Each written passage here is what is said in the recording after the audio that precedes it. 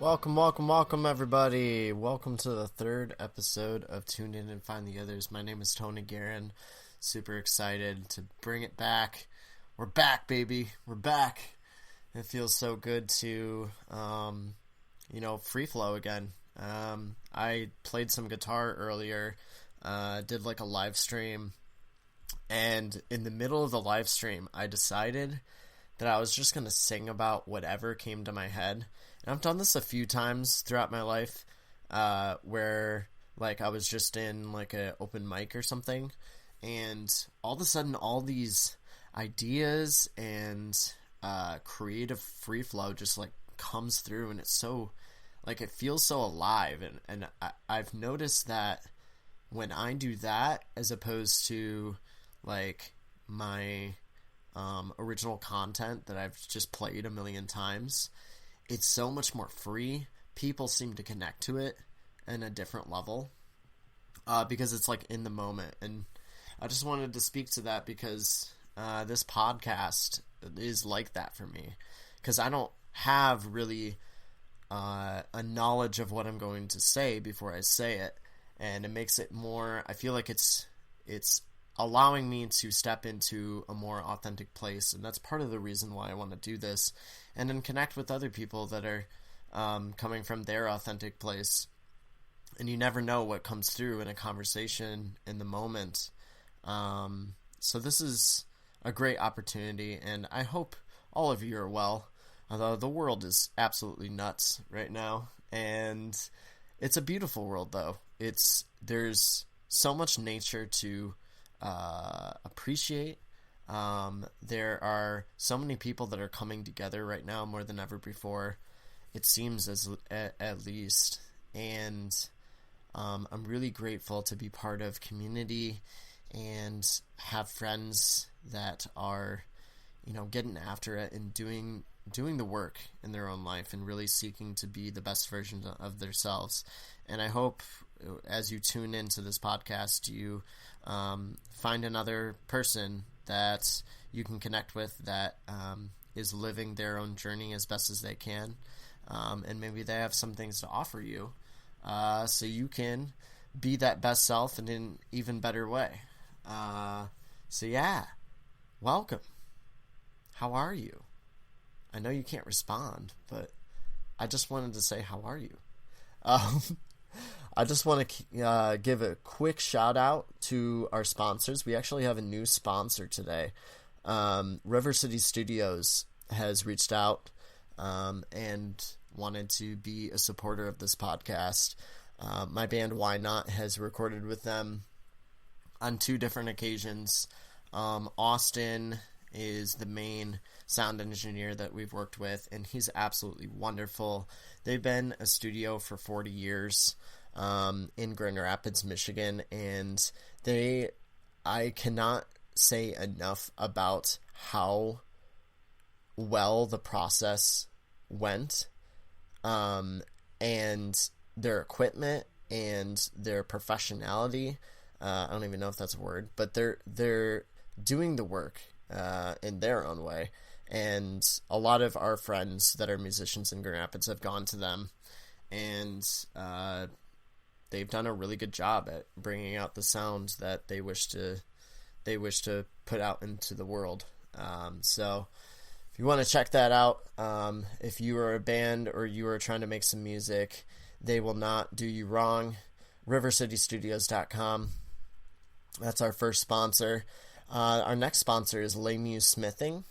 This guy is a wonderful human being that creates, that's a blacksmith that creates knives, swords, does restoration projects, has been a supporter, a friend of me for a long time, and he's gone to school for this. He's been working on this for 11 years.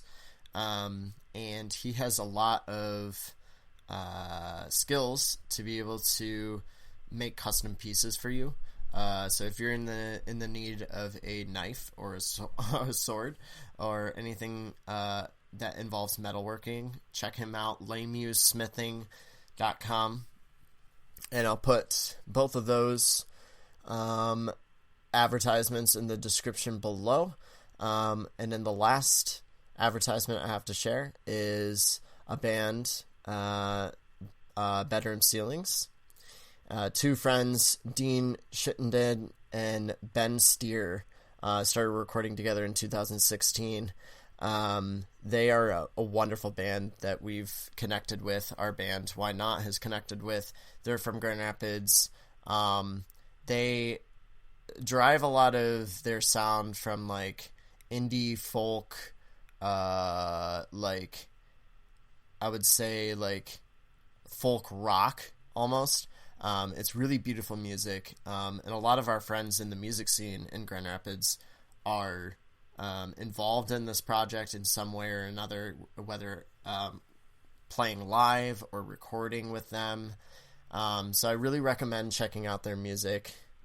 Bedroomceilings.bandcamp.com is where you can find that music.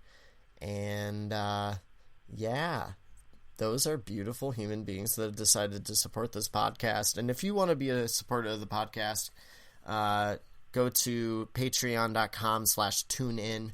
You can either become just a general supporter, or you can pay for a MVP tier, which means that I will have your business shout out on the air like you just heard. And so if you want to check that out, check out that website. But without further ado, we have a guest today, which I'm really excited about. The guest today is Nae McHowell. They are a 25-year-old gay, non-binary writer and podcaster in Grand Rapids, Michigan. Passionate about creativity, realism, and individuality, Nae seeks to bring about culture change through the power of art and community. Super excited for what they have to share and whatever conversation is going to transpire. So welcome to the podcast, Nae. Hello. Hello. Glad to be here. How are you doing? I'm well. Very well. How are you? I'm good. It's really good to exist. It's Yes. yes. I'm having a great time living. And I'm excited with, like, I don't know, the capacity to do things like this. It's really beautiful to share these kind of conversations. And also, like I just mentioned, you never know what's going to happen or what's going to be shared. And that's part of the beauty of it. So it's a blessing to have you on. Yeah, thank you for having me on. I'm really excited about this. Not only have I not... Well, this is my second episode, or this is my second, podcast episode that I've recorded with somebody as a guest. And the first time, my first ever recording was very much had an agenda, was very much not scripted by any means, but definitely there was like a direction of which the interviewer wanted the conversation to go. So I'm excited about this entirely new experience where it's kind of more free flow. Yeah, me too. I mean, it's kind of how I've lived my life a lot of ways. I think boundaries are important. I think structure is important. I definitely have those things in my life, but I feel like I thrive best when I'm accessing that creative spirit, almost like childlike wonder of just trust falling into something, and it can bring about a lot of like magical experiences. Yeah, it's kind of like, this may sound kind of ridiculous, but it's a little like living, like rising to the festival that is life, or living life as if it is a giant festival. With just being open to wherever, however you see it, the universe, spirit, or just those around you guide the time. Yeah. No, that's that's a really good way to put it, actually. What are you working on right now? I have my hand in several pots, if you will, or buckets, or whatever the phrase may be. I in April began what is sort of a brand, sort of a nonprofit, but really a coalition, if you will, a community of artists and creatives, based mostly in Grand Rapids, where we live, but really kind of all over the country. And I primarily work via a podcast of my own right now. Tony, you were actually my third guest, and that was a really lot of fun creating that with you. Kind of, I was launching it, and you were kind of one of my guinea pigs, I guess, because I had no idea what I was doing. And yeah, it was a lot of fun to kind of share that beginning of the journey. But anyhow, so predominantly, my brand is called Creatively Queer. Predominantly, I do what I do through the Creatively Queer podcast right now. Eventually, I have my team and I, there's 4 of us. We have very high hopes for what will lie in the future. We want to do live shows, live outdoor, indoor festivals, potentially producing film, theater, those kinds of things under the Creatively Queer label. I will also be publishing a book under the Creatively Queer label either this coming winter or spring. That's something that I'm very excited about. That book has actually been written. It was written this previous spring. It just is in the editing stages right now. Yeah, so that is Creatively Queer. On a personal level, I write poetry quasi-professionally. I make pieces based on commissions, custom-based pieces, just based on whatever the customer wants. I will be given prompts, I will be given personal stories or just words, mantras, whatever it may be, and cultivate some written word from that. So that is kind of how I identify predominantly, is a writer or a poet, and that is my own, the personal side of my profession would be the poetry. Community organizer side would be Creatively Queer. And then finally, I actually have kind of been dabbling in modeling, things of that nature lately. Been getting reached out to by a lot of really, really talented photographers in the West Michigan area, and setting up shoots and having that kind of be a cool way to promote my work visually. So those 3 things are kind of all tied together pretty well. So that's kind of what I'm up to as far as projects. That's so cool. That's have you heard of the DAC? Maybe remind me what that is. So the DAC is the Division Avenue Arts Collective. It is a nonprofit that has been around for, I think, 10, 15 years. But they're solely about having an inclusive space. Their music venue / workshop space that's about to open up in like a month. Oh. They had a space for a long time on Division, and they ended up losing that space, and then they tried to find another space, and it's been like a whole thing for like 5 years. But I've been working with them for about 2 years with Grass, trying to get a relationship going. And they are like, we're signing a contract really soon to be able to utilize that space and produce events every month. So if you wanted to get down with that, I think I think our project would align very smoothly. And I think that would be very, very beautiful for the community. You know what is, like, not only like on a personal level do I enjoy your company and speaking with you, Tony, but a big interest in kind of this collaboration we're doing. This is our second time collaborating, is I am very interested in getting Creatively Queer on some sort of collaboration level with Grass. Before I knew even about DAC that you just mentioned, like that was already kind of an intention of mine. So that's really cool that you bring that up. Yeah. As a possibility. And for those that don't know what Grass is, I'm sure a lot of the people that are tuning in and listening already know who I am, or know what Grass has been for a long time. But Grass stands for the Grand Rapids Autonomous Support System. and we're a network of artists, activists, neighbors, friends. We're people that are trying to get together on a communal level and try to support each other and find ways to live outside of the capitalistic system in a way that we can live sustainably, and build a community from the ground level that doesn't have to be as affected by various collapsing institutions and systems. And so we do this through communal events, like what we're going to do through the DAC. And if you wanna check out what we do, you can go on Facebook. There's a group, Grand Rapids Autonomous Support System. There's a page. We mostly operate on the group, and we have a Telegram as well, Telegram app. But yeah, there's several ways to get involved, and we meet every single Tuesday. So if you're interested in that, come on down, and we'd love to have you be a part of the community. Sweet. Yeah.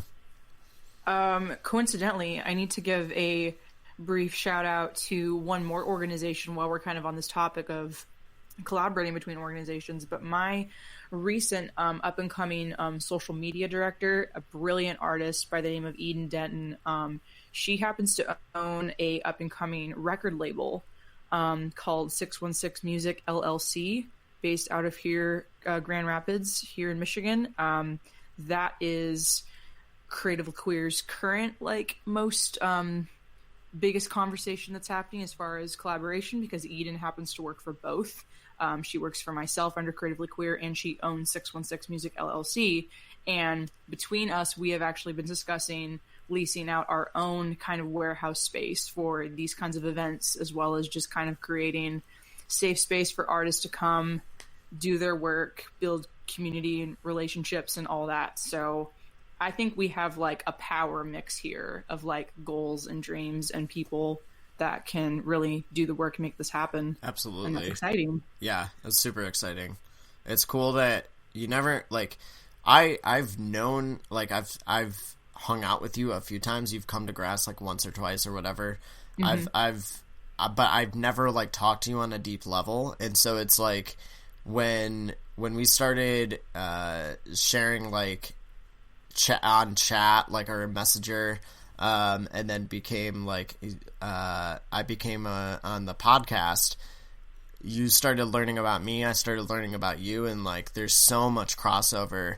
And that's like, that's part of like, I just want to circle it back to like what podcasting can do, and what not only podcasting, but just like conversations with people you don't know, or conversations with people in your city that are doing similar things as you, how those relationships, like you have one relationship like that, then you build another, then you find out that those two know like 5 other people, and that's how Grass started.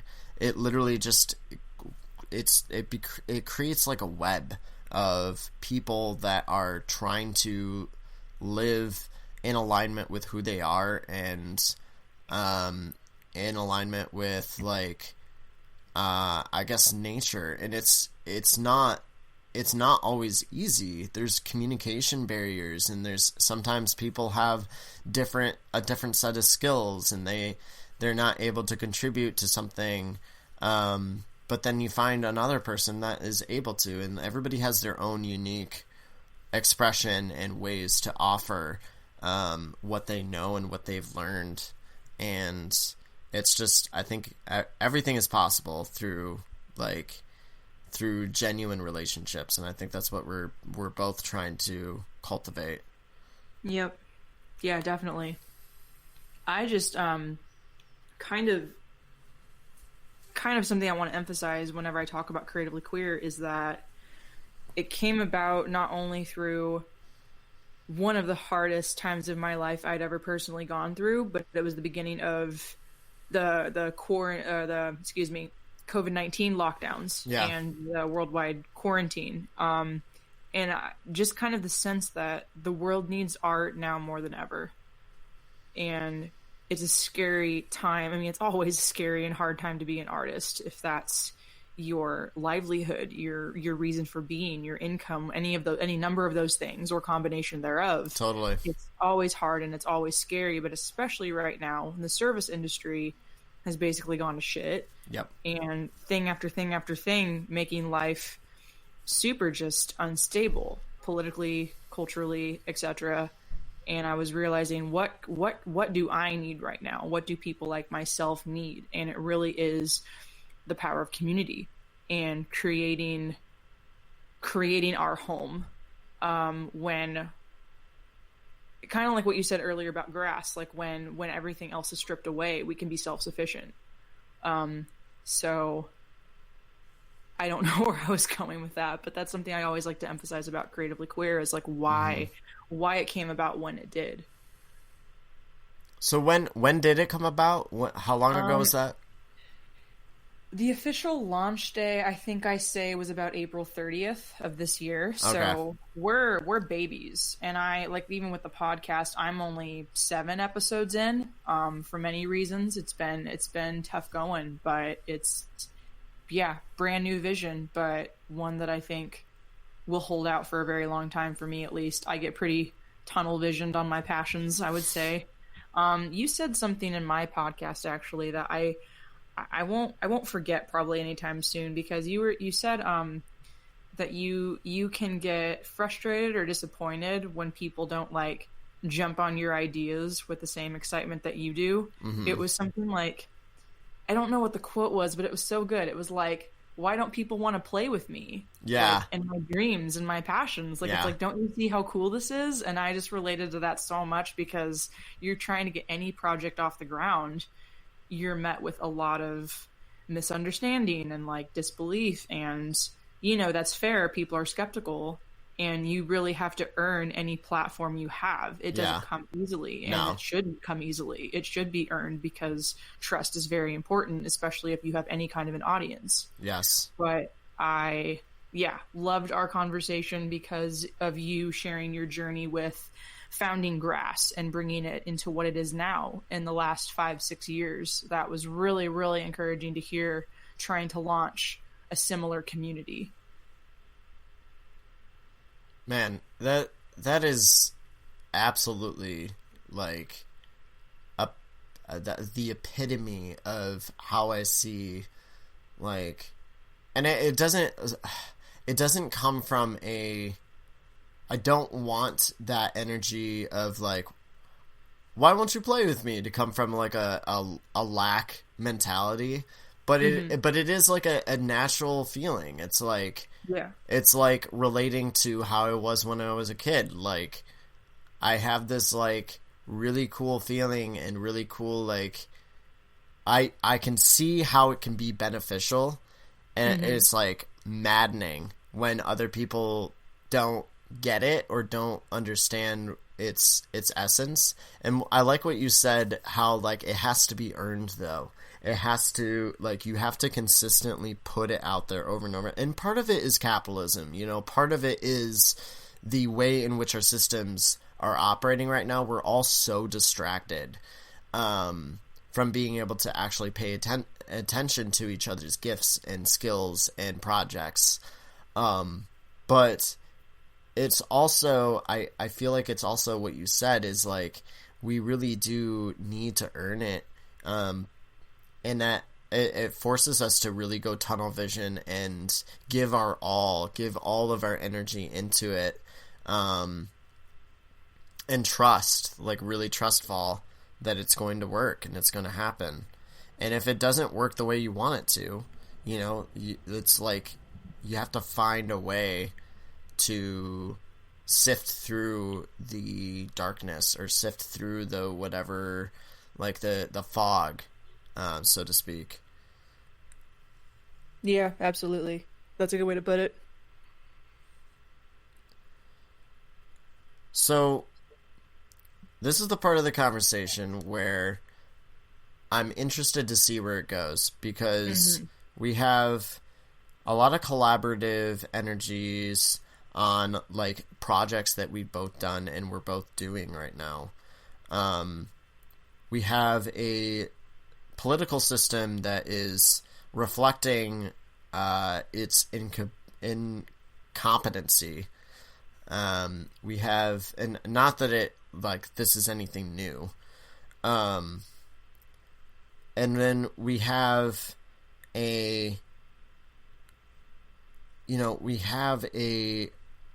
system of destroying the earth that is reflective of how, like, we're destroying our own bodies with capitalism.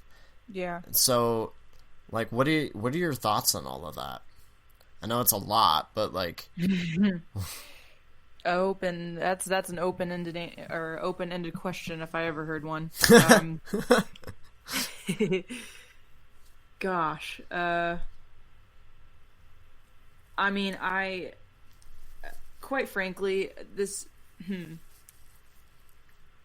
I'm one of those people that naturally I don't have a lot of opinions just because I don't pretend to be more educated than I am. Not that I'm not seeking out education or furthering myself and where my mind is at with these topics, but I am completely fine admitting that I don't know a lot of what's going on when I don't. Yeah. So that being said, my podcast currently, the direction I'm taking it is to not make my guests do all of the emotional labor for me, which means doing my homework before I put them on the podcast. That being said, a lot of them are there with perspectives that I could never understand. For example, I am white and I am cis passing and I grew up middle class. Yeah. There is so much that I do not understand about where we are at politically and culturally, and I do not pretend to know. So that being said, I can talk a lot about how I am personally impacted by capitalism as a person who is disabled. That is very, very much a huge deal in my life. I have 6 chronic illnesses. A couple that I am in the middle, or I have 6 confirmed, but to clarify, there's a couple I'm in the diagnosis processes of as well. So I potentially have more than 6. I am a person who I have been on my own since I was 17, financially and what have you, and life has not been easy to me. So I am very familiar with the throes of capitalism and having to go to work every day, sometimes 14, 15 hours of work every day, and completely abusing my body into the submission required of it when my body is literally not made for that. Not that anyone's is made for that, but I can give you a list of symptoms and reasons why mine suffers, if you will. So that is a personal thing I can speak on, how I am affected by that as a person who is disabled. As far as everything else, I am doing a lot of observing and I am doing a lot of learning and impact when I can.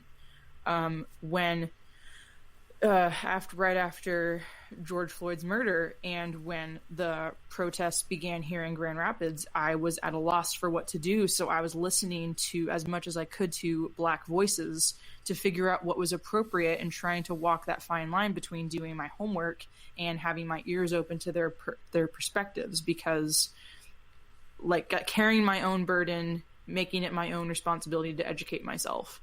I received some great encouragement. I believe 2 episodes after yours, I interviewed a wonderful older black lady named Patricia Ansari, who is originally from Flint and moved her entire family here to Grand Rapids for many a reason, and that is an episode of Creatively Queer I recommend everyone listen to, specifically for that perspective of what is it like to be Black in Grand Rapids right now? What is it like to be an older Black person? What is it like to be a mother? She also owns her own business. What is that perspective?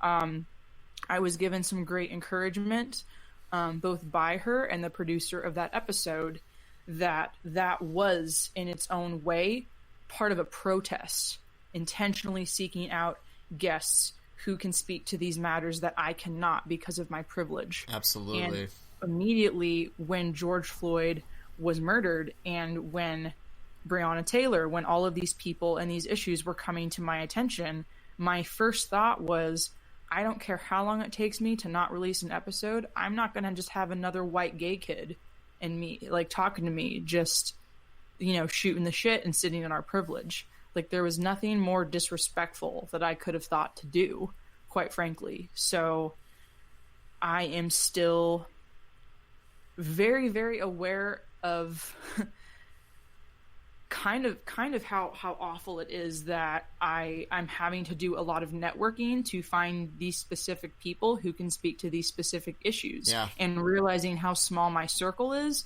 and how fucked up that is, that I'm actually having to go out of my way to find a Black person that can tell me about what it's like being, you know, Black in Grand Rapids right now, or in Detroit, or in New York, Chicago, wherever.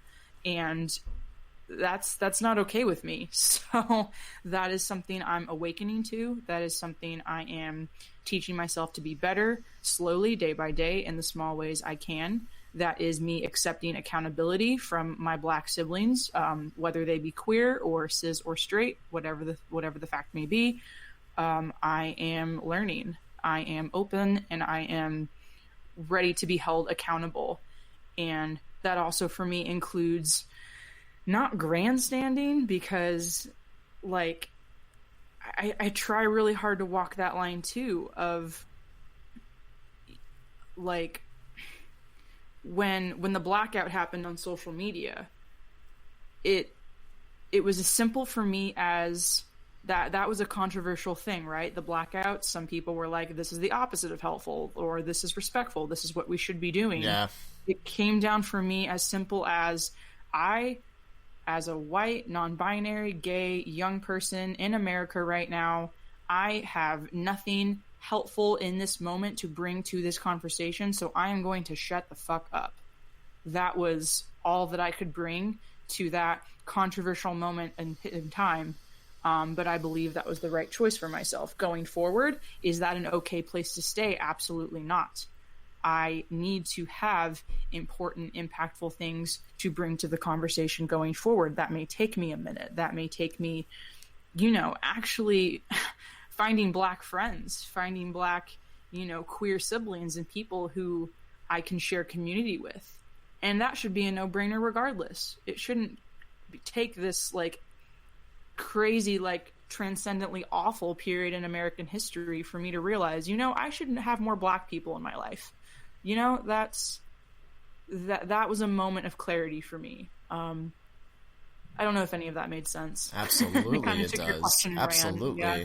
And I think anybody that's listening right now is probably very happy that you're speaking of these things, and you're very humble when you speak of it, because it is like, if you, especially if you're white, it is your responsibility. It is not the responsibility of those that are Black to educate you on what is going on. And this has been going on for how many decades, how many centuries? Like, we gotta come to terms with it, you know? And one of the ways we come to terms with it is by reaching out and studying and doing our work. And a big problem with that, though, is how, just like I was saying before, how distracted we are by so many things in life. There's so many, like circling back to capitalism, there's so many ways that we have to exist. Like, there's so many ways that we have to, like, strive so hard to just get by, to where I feel like a lot of white people are concerned, like they're mad almost that people are pushing them to that they hadn't learned some of these things, and they're being pushed to be uncomfortable. Yes, exactly. And it's necessary. It's very necessary. It's like, how do we find the balance? How do we find a way to help each other in this time? Like, how do, like, us as, like, white people, white individuals, like, reach out to our other white friends to call them out in a tough, loving way. You know, there has to be love there, but there has to be tough love if if, when it's necessary.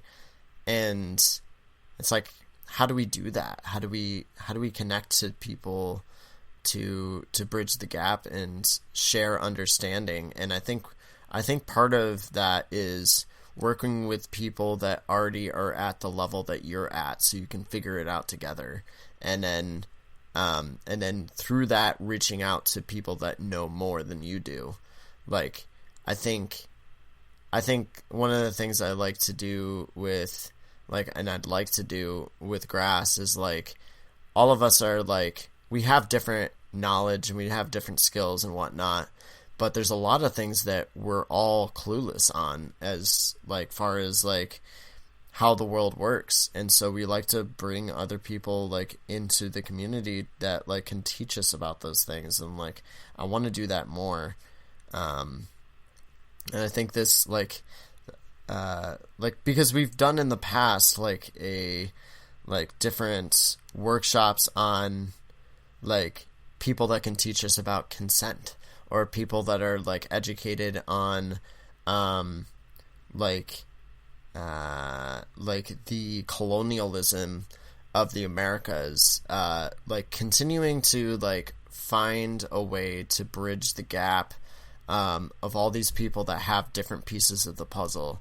And so I think when we do that, we can really build a force on a ground level that that becomes more unified. Yeah, absolutely. I or rather, let me begin again. I think I kind of hear what I heard. Excuse me, what I heard at the end of what you said just there is it probably sounds like a gross oversimplification or even cliche, but the key to putting the puzzle pieces together is empathy. Yeah. Oh yeah. No, I think that's a great way of saying it. Do you have more on that? I just remember, have you seen The Help, or have you read the book The Help? No, I haven't actually. Okay. It is real life stories of women identified people in the 60s in the South who were of color, and they were employed by upper middle class white families to be the cooks, the maids, raise the children, etc. And I don't it is something that I suggest, especially white people for sure should give it a read or a watch. The book and the film are both amazing. They're very similar. It's a good adaptation of the film, but there is a line in it that this older black woman is being interviewed by a younger white woman for this book called The Help that was being put together. That's interviews of black women who would serve upper middle class white families in their homes. And the quote was from the black woman that no one had ever asked me what it was like to be me. And that's just what popped in my head kind of when you were talking, when you said what you said about putting puzzle pieces together or something like that. And that's what popped into my head was empathy. And that's kind of where my mind was at when, like I said, when that kind of turn of events happened, when the protests started. I want to say May, early June, when I should know off the top of my head exactly when that was, but when I was at that kind of place of where do I lead my podcast in this moment, and immediately my mind went to where are the people who can tell me what it's like to be black right now, to be black and queer right now, to be black and an elder right now, to be black and unemployed, own a business, what have you. All these perspectives that I do not have. And I don't want to repeat myself too much because I know I spoke a lot about this earlier, but it really was that I cannot, as a 25-year-old white person, I have no idea what it's like to be them.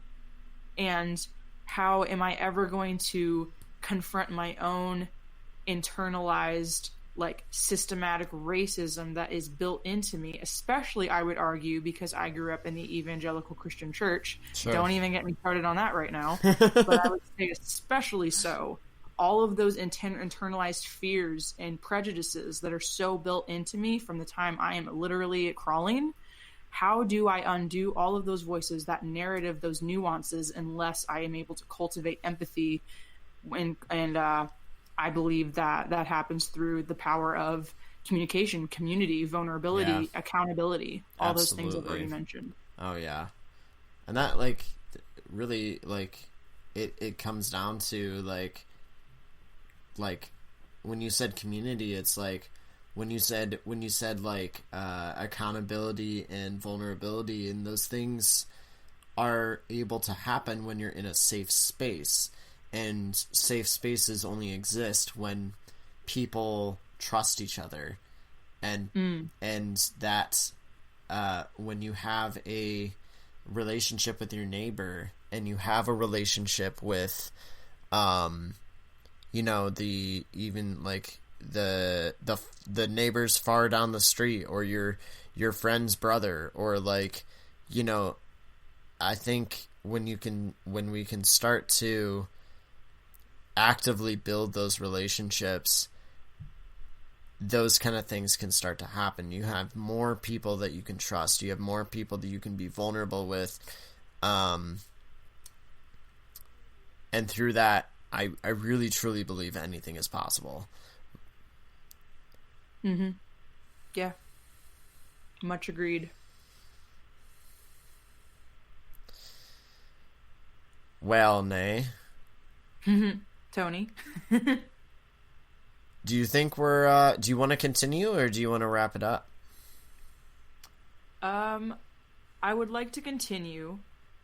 If that's okay with you for a bit. I think I was very interested after you and I recorded for Creatively Queer. Yeah. I was very interested into going more into speaking about spirituality with you. Sure.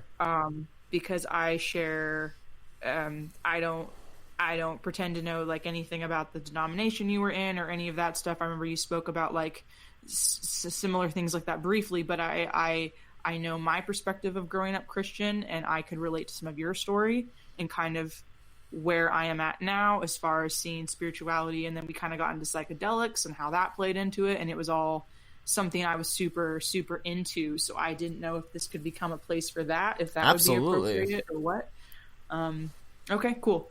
So it's like you're interviewing me now. Well, it's an idea I had, you know.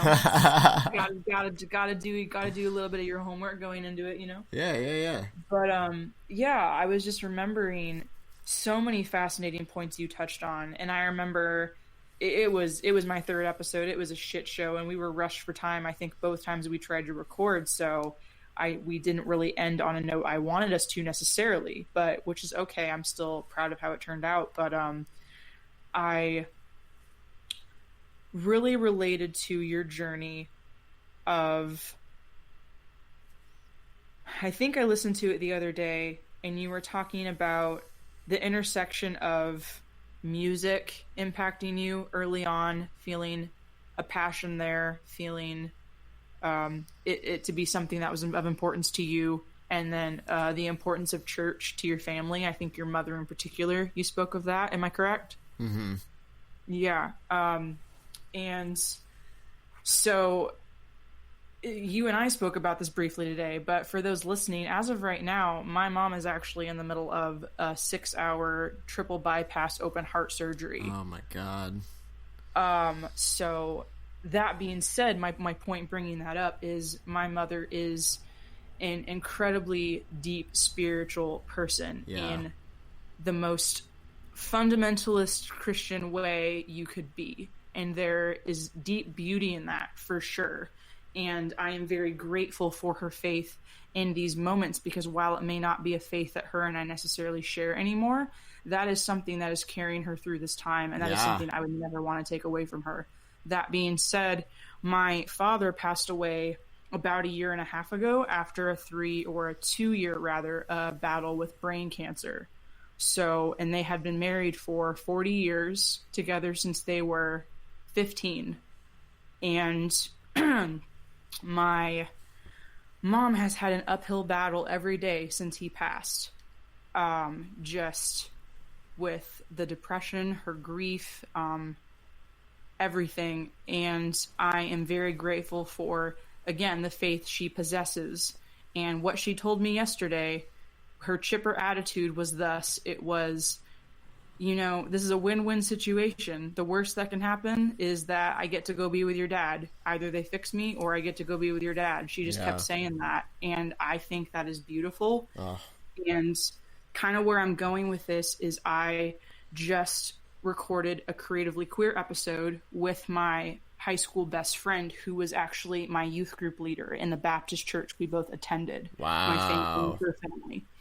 And my friend and I, her name is Andy. I'm very excited for anyone who chooses to tune in to share her story, our story, a little bit with you. We have gone through probably every level you can go through, from fundamentalist, like hardcore, youth group leader, worship team, like, and from my perspective, like slaying people in the spirit, casting out demons, all that stuff, to atheism, agnosticism, discovering our own spiritualism, dabbling in paganism, dabbling in, witchy shit, as people say, as the kids say these days. And it is a beautiful journey, one I'm very grateful for. And at the end of the day, I am still so grateful for the faith of my mother, because while there is aspects of harm that have come from it, while there is aspects of things that I believe to be untrue, to be damaging even, it is her lifeline right now. Yeah. And where was I going with that part? But for myself, I definitely identify as a little bit of a mystic at this point in my life. I never have been completely an atheist. I heard this joke once from a proudly gay Christian, a pastor, actually a seminarian. He said, the only way that I could ever be an atheist would be to literally pray to God to make me an atheist.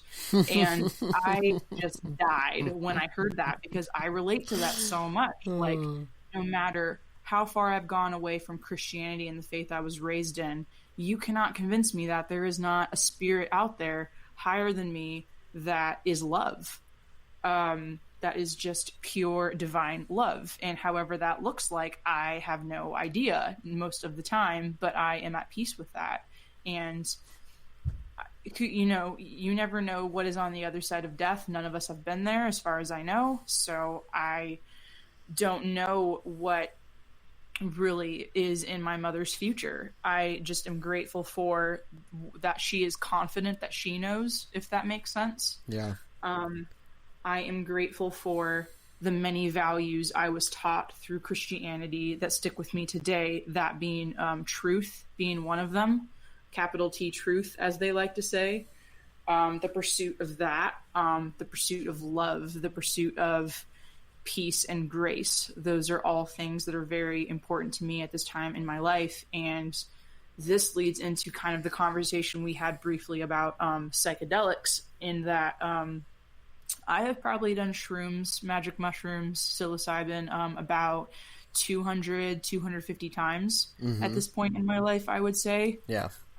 Every time unique, every time beneficial and worthwhile, even though there have been trips that may have just well been a full-blown psychotic episode, and they were horrifying, and they were horrible, and and they could not have ended quickly enough, and I came out of it with so much like piece of where I'm at spiritually. And it is very like kind of cliche and stereotypical that, oh, you take mushrooms, you have a spiritual experience. But for me, that has been very, very grounding, very revealing, very, what is the word I'm looking for? I've grown up spiritually to the point where I am now because of magic mushrooms and encountering the divine in that way, and encountering the divine within myself in that way. That was probably the first time I had any understanding of God within us, because if you are raised Christian, it is the opposite. It is you are bad. Who you are is sinful, and there is something wrong with you, and, et cetera, et cetera. So that is a very, very newish concept in recent years, the divine being in and all around, and that being where my beliefs lie now. Yeah, kind of just went off for a second there. That Those were was things I was beautiful. well, good. Those were things I was fascinated or interested in. I was fascinated to hear your side of that when I was interviewing you, but that was something Yeah, I was excited to get into more in a conversation in the future, whether that be personal, one on one, or in a podcast setting with you at some yeah. point. So, yeah, grateful for this opportunity to share a little bit about that. And um, I don't know if that kind of prompts any specific questions you would have about my background or experiences at all, but I'm an open book for whatever comes up if there's anything. Well, I have to say first of all that my personal prayers are with your mom, and Thank you. that she goes through this and is able to get the surgery done, and she's able to thrive from here on out. Thank you, Tony. The it's the risk. I don't know if I should use the word risk, but the risk of death is a really interesting thing. Like Mm. the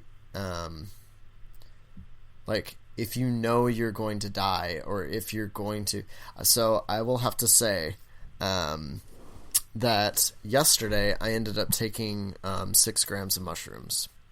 Heck yeah. And I went to Muskegon State Forest and had an experience where I thought somebody had died. Like, I literally thought that that happened, and I went through the process of, like, grief and of, like, comfort afterwards, like, the whole thing, and, like, not, it wasn't a traumatic thing.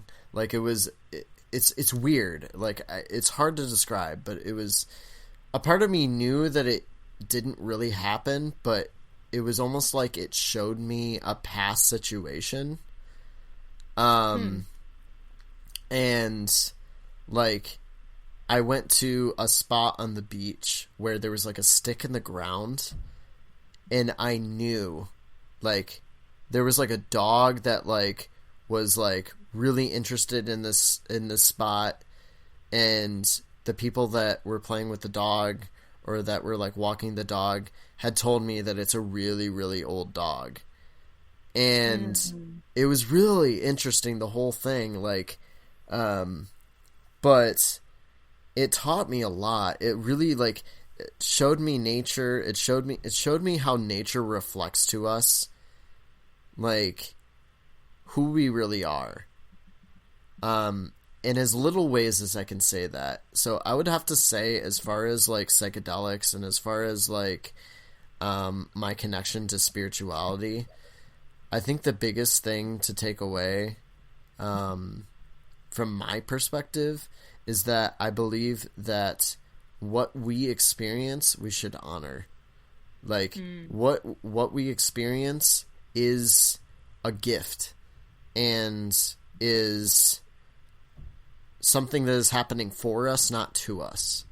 That is, like, something that I try to live out every single day of my life, and try to recognize in every person, and recognize in every situation, although it can be really, really hard sometimes, and really, like, get you to the lowest spot you've ever been. And I literally just got out of one of the biggest depressions I've ever had.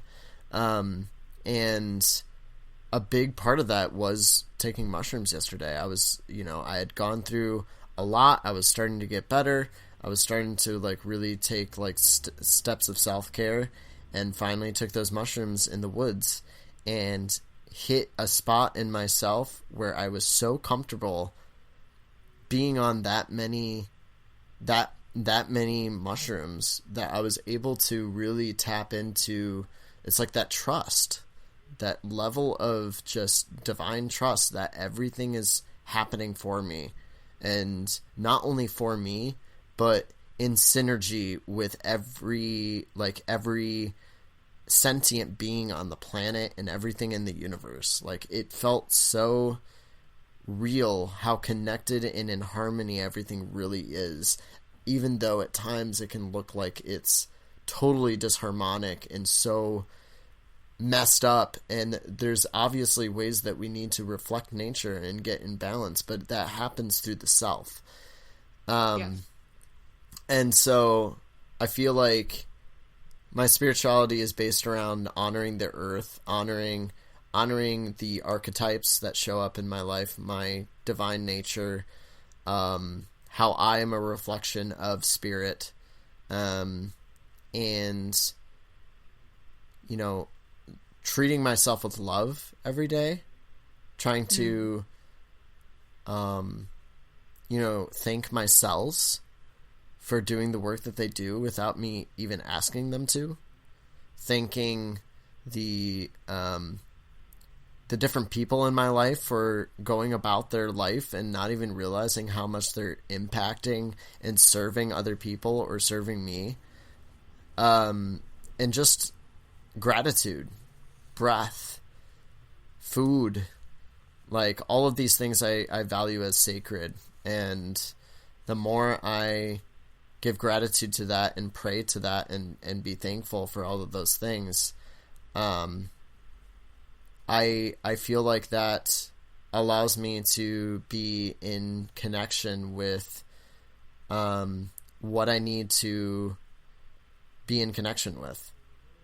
I feel like it could be more complex than that, but a lot of the time it's really not, and it doesn't have to be, because I can see the results of it, and there's beautiful ways that psychedelics teach us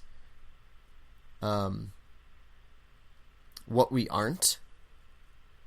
It kind of like allows you to process through all of the faces that you show to other people, or process all the like the thought processes that aren't like that aren't really true to who you are. Yeah. And through that you can really get to that rawest state. It really shows you who you really are. And if you're not comfortable with that, then yeah, it can be a traumatic time. Yep. But if you really trust that you know who you are, or you know that there's something that like your real self needs to come through, and you're recognizing that real self, you want to exude that real self through, and you take those mushrooms and you have that intention, there are things that will be revealed to you that will change your life. And I cannot recommend it enough for anybody. I know it's kind of a risk to talk about it, but yeah. I think it's necessary. We're at a time in human history where we can't just ignore these things anymore. Like, we can't ignore racism. We can't ignore the power of mushrooms. We can't ignore the state of the homeless. We can't ignore like how beneficial a lot of these things have been for, like, a lot of not racism, but like, I got you.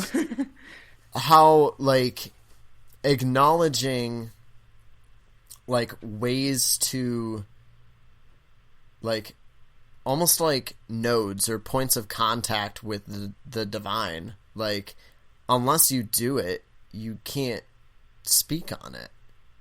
You know what I'm saying? Like, it's one of those things that like, unless like, I feel the same for astrology. I used to bash astrology so much. And I came to like learn about it more and more and see how it connects, and I'm like, oh, that's weird that it connects that way, but it's still probably bullshit, you know what I mean? Yeah. But you continue to get closer and closer and closer in relationship with it, and you understand how it relates and why it actually exists, and it's not like there's no such thing as believing in astrology and not believing in astrology. It's like, astrology is what it is. You can choose to believe in it or not, but like, it's still there. And that, I feel like that's the same for like psychedelics. Like, you can choose like, or like any of the archetypes too, like any of the archetypes that like are, I feel like I'm going everywhere at once, but like I feel like maybe it relates with opening our minds to what is possible and opening our minds to opening our minds past judgment. I'll end this by saying there was one of the most incredible psychedelic experiences that I've ever been a part of. I took three hits of acid, and I took a shower and had turned on Ram Dass in my room, and I enter my room and I'm already feeling it, and I just bust out laughing. That like just like what Ram Dass is saying at the time was just like, duh. And then I sat down and laid down, and after the podcast was done, I realized that this was going to be a lot more intense than I expected it was going to be. And so I decided to start really deep breathing, and through breathing, so it was something that Ram Dass said that like I kept repeating over and over again, but it was almost like my interpretation of what he was saying. And the biggest insight that came through was what I kept saying to myself over and over again, almost like a mantra. And it was, there is no judgment. There just is. And I repeated over and over again, there just is. There just is. There just is. And it sounds crazy, but it's like, at the end of the day, there is, like, in my eyes, there, like, we as humans can put judgments on everything, but everything is balance. Like, everything, like, is in harmony with each other. Everything just is what it is.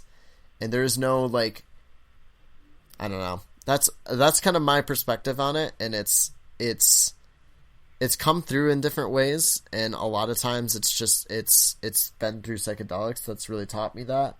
But then like when you bring it down to a real level or a practical level on a base level, it's like, well, what about like sexism, and what about racism, and what about like war?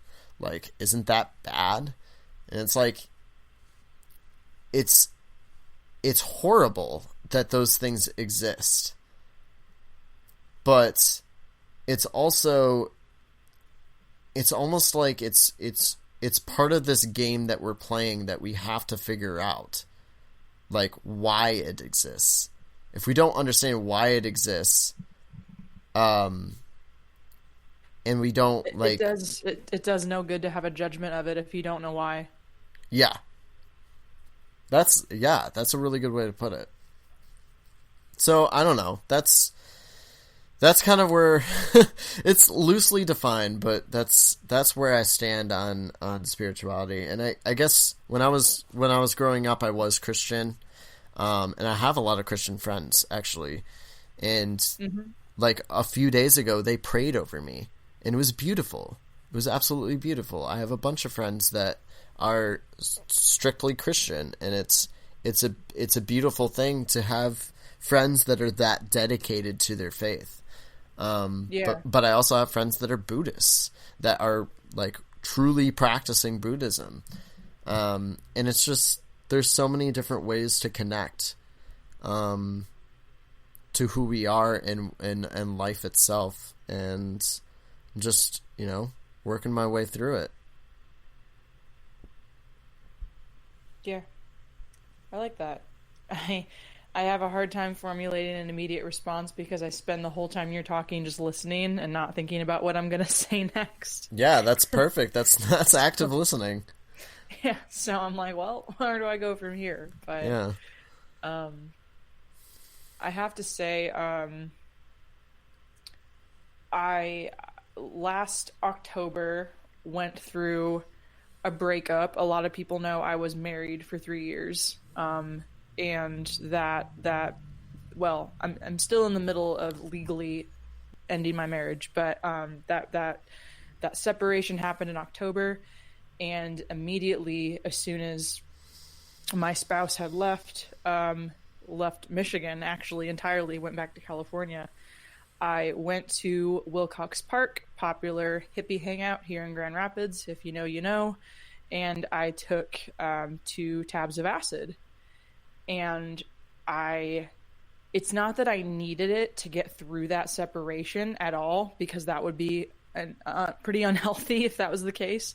But it was kind of a gift I wanted to give to myself.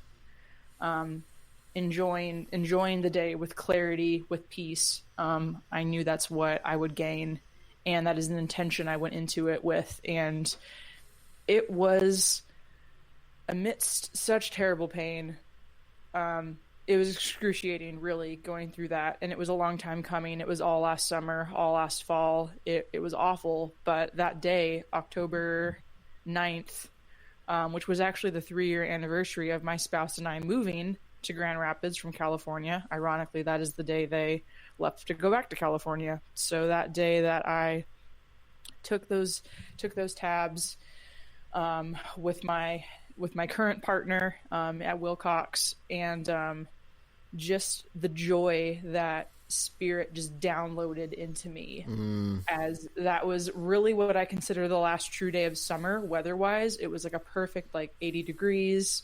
It was breezy, it was sunny, it was immaculate, and that was my favorite probably experience on acid. I actually told Tony, for those listening, that a festival that Grass put on in 2017, that was actually the first time I had ever done acid, was at that event. So it's only been twice. I am not as versed in it as I am with mushrooms, but yeah, that's probably, there's not a lot into that story I can go to for many personal reasons, but it was definitely a universal connectedness of so much in our culture. We hear the question why. Why did this happen? Mm-hmm. And so many people, that's why they refute and disbelieve religion.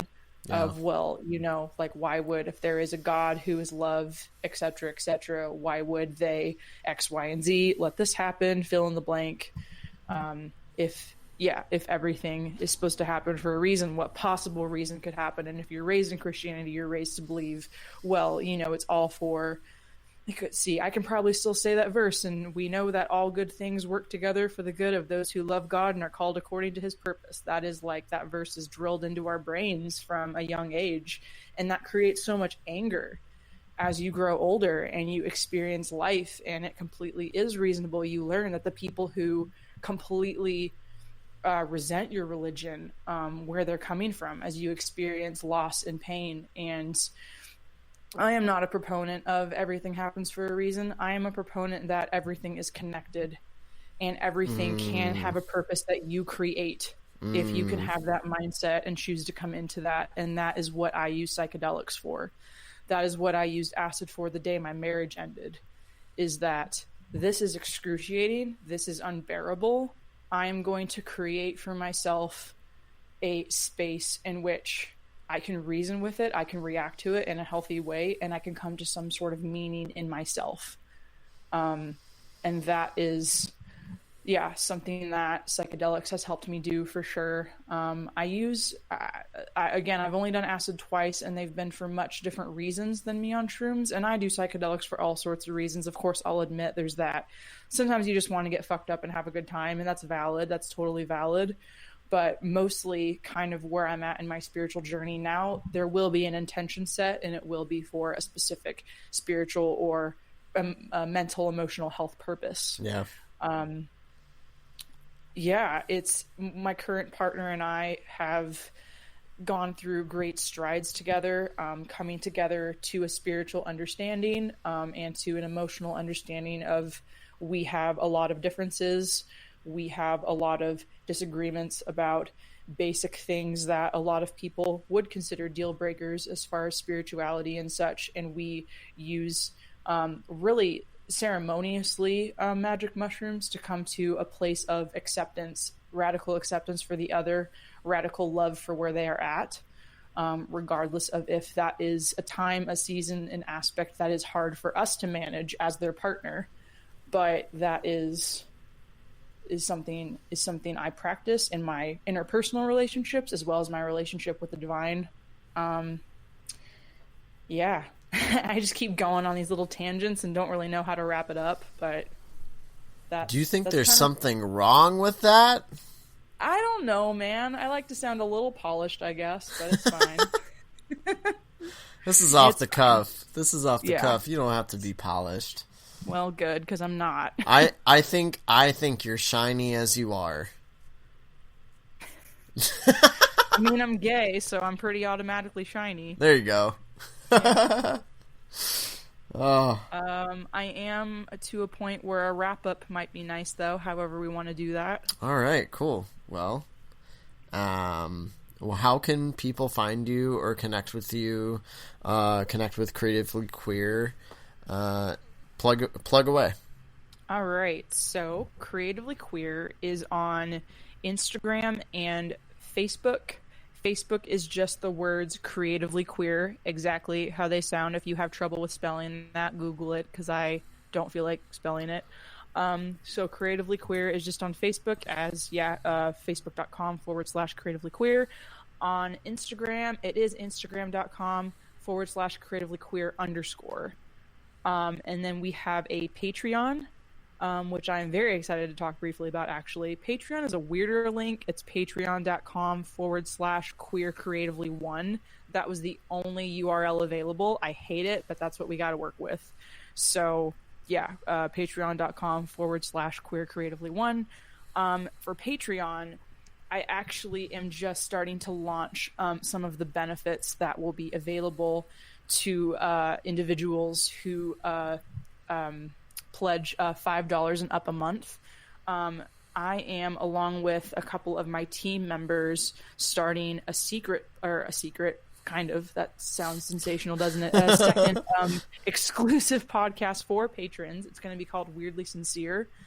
And it's going to be kind of this forum that Tony has for us. It's going to be more free form, more just musings, thoughts on current issues, what have you. Hosted by me. Sometimes it's going to be only me, kind of like a little like audio video blog type situation, because I love to talk, as you know. I will have guests. I will have people interviewing me. I will have people who do poetry, do spoken word, maybe even some stand-up here and there. I want to get really creative with it. So that is a incentive for becoming a patron. And also, I am about to begin a weekly blog for the Creatively Queer Patreon page as well, for all patrons. Again, $5 and up. So that is something that is launching this week, as we actually just got our first patron. Shout out to Sydney Brown, homegirl. So that is an exciting thing that will be happening. That is Creatively Queer stuff. We're probably, hopefully, going to have our first live Creatively Queer event in October, featuring our very own Tony Guerin. Woo!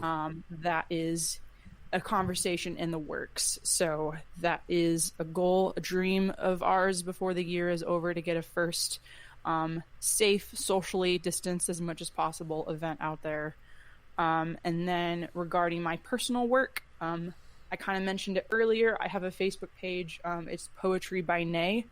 And then it is linked to my personal Instagram page, which is natertot _, just like tater tot, but NAE turtot. I thought it was funny. Natertot _, and that is my personal page, but it is linked with Poetry by Nae, and I post a lot of only original poetry up on there, as well as kind of some like dabbling in photography, but it's not really legit. It's just what I do because I think it's fun. But yes, I do take custom orders for poetry for you or a friend or a loved one. Again, I just need a prompt of some sort, and yeah, it's all donation based. You get a handwritten or typed, it's your preference, poem in the mail. Usually within a week I try to do that. So Yeah, and then my modeling page is Nader Tots Shots.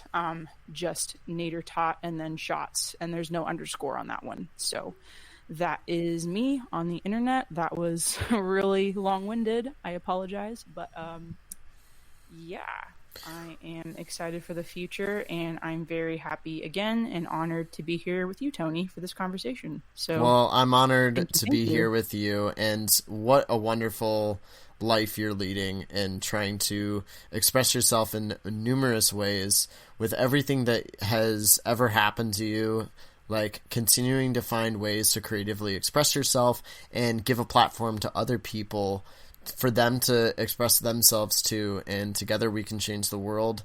I'm so honored to speak with you. I'm so honored to call you a friend. I wish you well in all of your endeavors. I wish your mom well. And thank you. I hope you have a lovely day, and everybody that is listening, get after it, follow your dreams, and be the change you wish to see in the world. Peace, everybody. Woo. Peace. Thank you, Tony.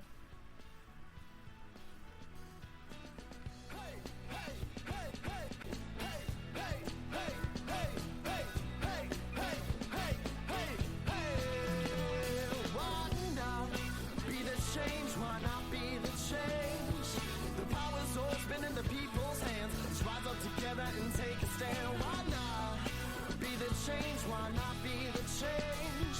The ancestors sing this loud and clear. Let's rise up to